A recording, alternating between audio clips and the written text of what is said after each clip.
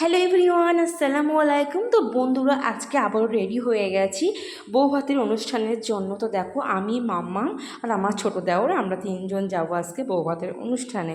তো দেখো, মাম্মামকে আজকে একটা হালকা পাতলা ড্রেস পরিয়েছি, আমি আমার নিজেকে একটু তোমাদেরকে দেখিয়ে দিলাম। তো কেমন লাগছে আমাকে তোমরা জানিও। আর মাম্মামের শরীরটা ভালো নেই, সেই জন্য ভারী কিছু ওকে আর পরাইনি। তো চলো গাড়িতে গিয়ে কথা বলছি। তো ফাইনালি গাড়িতে এসে বসে পড়লাম। তো গাড়িতে বসে আছি, এবার গাড়িটা ছেড়ে দিল। তো মাম্মাম সকলকে বাই করে দিচ্ছে। তো আবার জ্যামে আটকে গেছি, তো বসে আছি গাড়িতে, তারপরে আবার গাড়িটা ছেড়ে দিল। তো আবার যাচ্ছি গাড়িতে করে। তো দেখো, ভাবলাম একটু রাস্তাটা তোমাদেরকে একটু দেখাই। তো এটা ঘাটপুকুরের কাছে দেখো, একটা রাস্তাটায় তোমার কত বাস, কত গাড়ি দাঁড়িয়ে আছে। তো ভাবলাম তোমাদেরকে একটু দেখাই। তো আমরা ঘাটপুকুরের উপর দিয়েই আমরা যাব, কারণ আমাদের বিয়েটা হচ্ছে ভাঙড় কাঁঠালিয়াতে। তো বেশিক্ষণ লাগবে না, মানে অল্প একটুখানি রাস্তা। তো তাড়াতাড়ি আমরা পৌঁছে যাব, একটু লেট করে সেই জন্য বার হয়েছিলাম সবাই। তো এটা হচ্ছে ঘাটাপুকুর চৌমাথা। তো চৌমাথা থেকেই আমরা ঘাটাপুকুর থেকে ভাঙড়ের দিকে চলে যাব।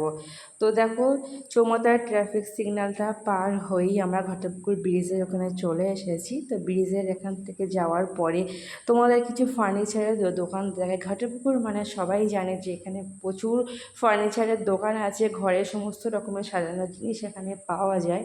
তো বুঝতেই পারছো, জাস্ট সব কিছু অসাধারণ। ফাইনালি বরের বাড়িতে চলে আসলাম। তো আমরা গেট দিয়ে ঢুকে পড়লাম। তো গিয়ে দেখি অনেক মানুষজন, মোটামুটি ভিড় ছিল, ছোটোখাটোভাবে বিয়েটা হয়েছে। তো তারপরে দেখো আমাদেরকে সব এক গ্লাস করে মাজা দিল। তো আমরা মাজাটা খাচ্ছি, তোমাদেরকে একটু দেখালাম। আর অনেক কিছুই ছিল যেগুলো তোমাদেরকে দেখানো হলো না। তো আমি আমাদের নতুন বউয়ের কাছে চলে আসলাম, এসে জাস্ট একটু ফটো তুলছিলাম। তো তারপরে দেখো সব খাওয়া দাওয়া করছে, তারপরে আমরাও সব খেতে বসবো।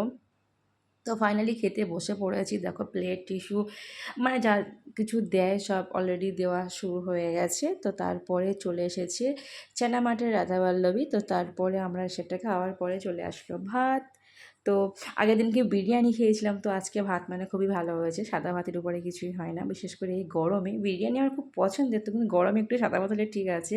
তো ডাল চলে আসলো, বেগুনি চলে আসলো, দেখতেই পাচ্ছে পটল চিংড়ি চলে এসেছে, মাছের কালিয়া চলে এসেছে, মাংস চলে এসেছে, তারপরে স্যালাড, চিকেন ছিল, তারপরে চাটনি, পাঁপড়, আর কি বলবো, মিষ্টি যা কিছু দেয় কিছু কিছু তোমাদেরকে দেখালাম। তারপর দেখো একটা করে জিরো দিয়েছিল। তো তারপরে খাওয়া দাওয়া হয়ে গেছে, গাড়িতে উঠে বসে আছি। বন্ধুরা, এই গরমে আর বেশি লেট করে দরকার নেই, তো তারপরই বার হয়ে গেলাম।